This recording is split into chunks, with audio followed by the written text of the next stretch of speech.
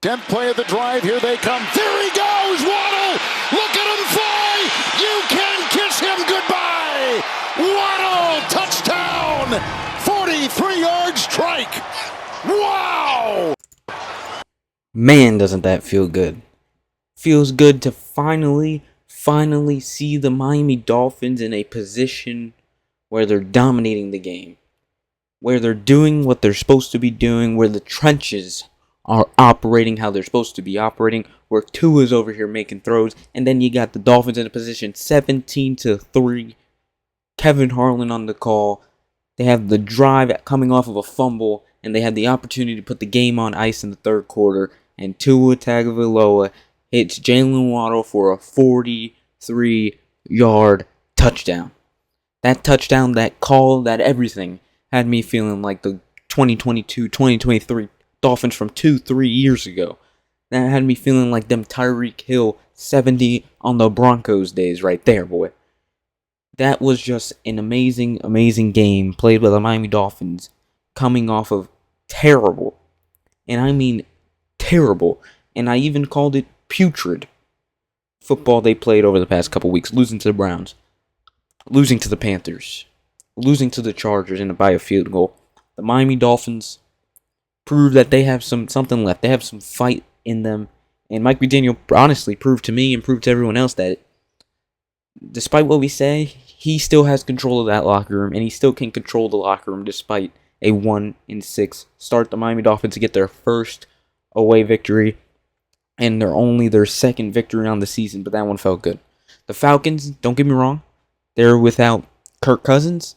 They were without Drake. They were not without Kirk Cousins. They had Kirk Cousins. They were without Michael Penix. They were without Drake London. Two key pieces to their offense. Their starting quarterback, their best receiver, their number one target. But the Dolphins still walked into Mercedes-Benz Stadium, still flew into Atlanta, Tua with one eye, and dominated them 34-10. And that was just an amazing all-around victory from all aspects. All aspects. The DBs held their own. The O-line were able to support the run game and get the run game going. We were able to pound the ball with A-Chain, pound the ball with Ollie Gordon, and even got Jalen Wright some significant carries. Tua looked amazing, throwing for 4 touchdown passes. And the D-line held their own, stopping Bijan Robinson, who everybody thought was going to run all over us, only holding him to 25 rushing yards. And obviously getting to Kirk Cousins. I mean, Zach Sealer made some big plays. Jalen Phillips was running around like he was a loose shot out of a cannon. Jordan Brooks making amazing plays. Dotson with the fumble recovery. Just an amazing all-around game for the Miami Dolphins. And look, you can say that this game's going to tank our draft stock because 2-6 in October is not going to get you to the playoffs. You're nowhere near any type of playoff contention. While you never know, we have tough games coming up. You can make the argument this was a useless victory. But guess what? The Miami Dolphins have put us through terrible football all season. And to finally get a win that was not close, that was not ugly, but a win that was not perfect, but great and near perfect. Because if you ask me what a perfect victory is, what it is a dominant D-line, DBs doing their thing, the receivers doing their thing, Tua operating like he should be operating, and having a successful run game. And that's what this was. It was as perfect as the Dolphins' victory can get this season.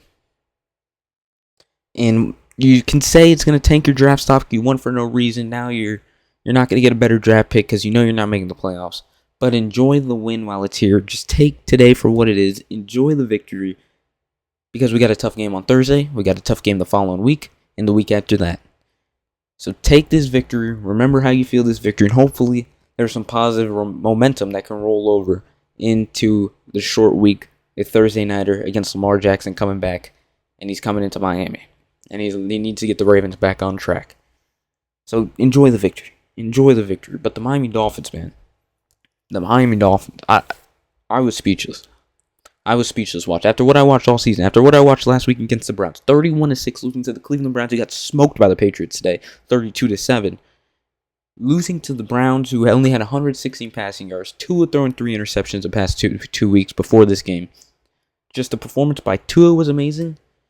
The performance by the Dolphins was incredible. Just a team effort by the Miami Dolphins. And going into the game, Tua had the eye illness, whatever he was, looking like a pirate out there with one eye, and he had the visor on. I was like, geez. Before the game, I was just thinking, this is just going to be another instance of Tua making a fool of himself. He's going to go out there with the visor. He's going to throw 3 picks. And then he's going to blame it on the glare. He's going to blame it on him not being able to see his receivers because he only has one eye and he's short. And then we had the Zach Wilson becoming the backup quarterback when Quinn Ewers was the backup last week. And Quinn Ewers got the emergency third-string treatment today. I was like, are they really... Tua might not be able to go. He might be a little, not ready to start. He might not start, or this eye thing really might affect him, and we're going to have to put Zach Wilson in and hope he can do something. But none of that came into worry. None of that. And the first drive, I was also worried because the O-line just got absolutely put into a blender. Tua had to fall down, take a sack. We took the ball first. I was like, geez, it's going to backfire.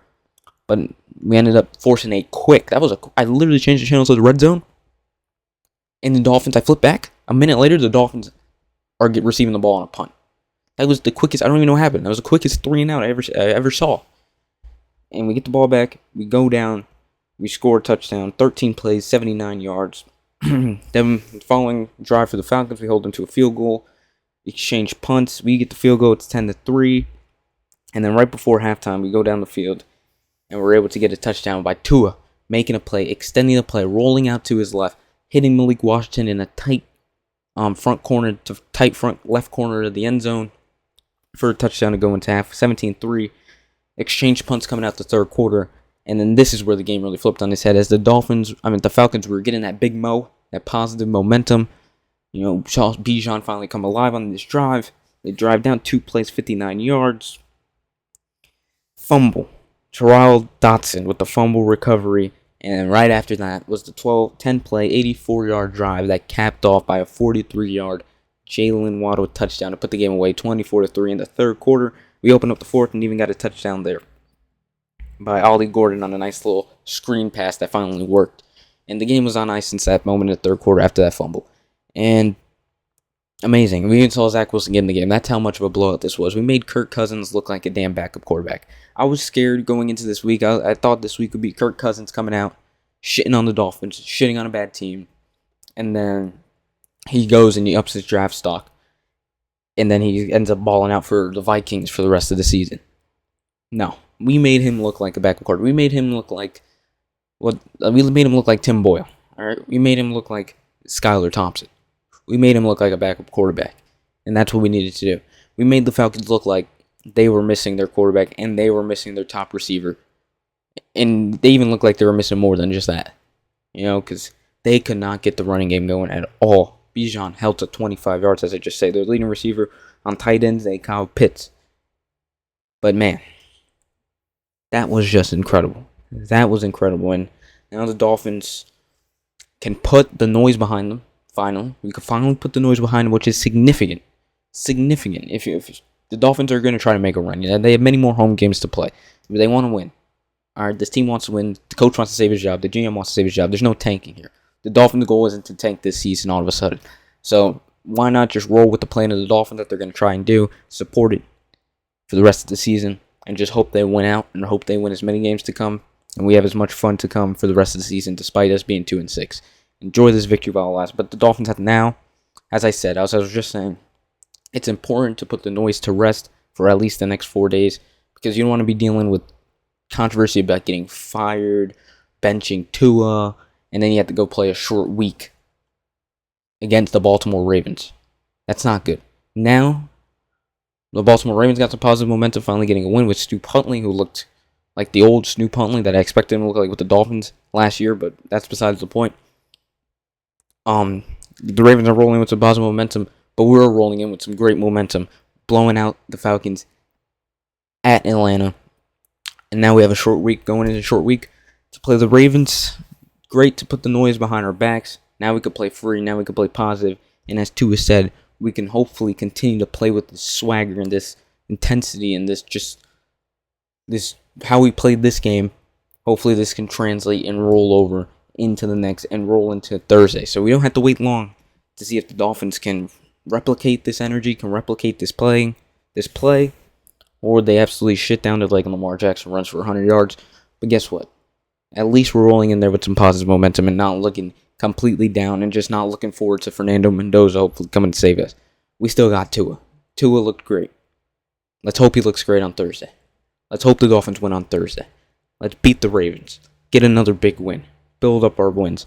Let's go. Dolphins win.